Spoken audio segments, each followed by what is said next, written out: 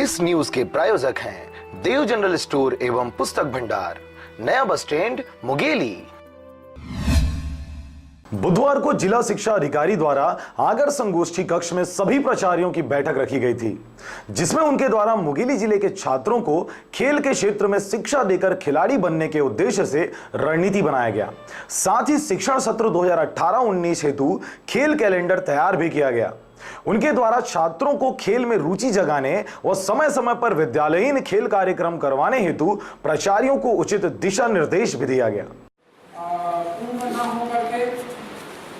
क्या कहना चाहिए, अपंगता से, किसी का आंख नहीं है तो किसी का दम है, कोई तो इस टाइप का होता है।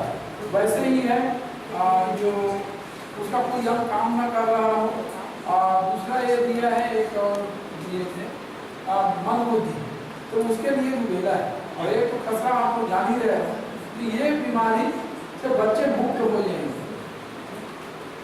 अभी 10वीं तक के बच्चों को उन्होंने कवर किया है, तो इसमें आपको जब भी होता है कहीं जाते हो तो प्रचार प्रसार में निश्चित रूप पर आपको जोर डालिए।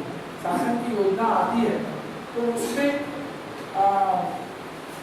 जितना सहयोग की जरूरत है उतना सहयोग दीजिए। आपके विद्यालयों में भी वो लागू करें।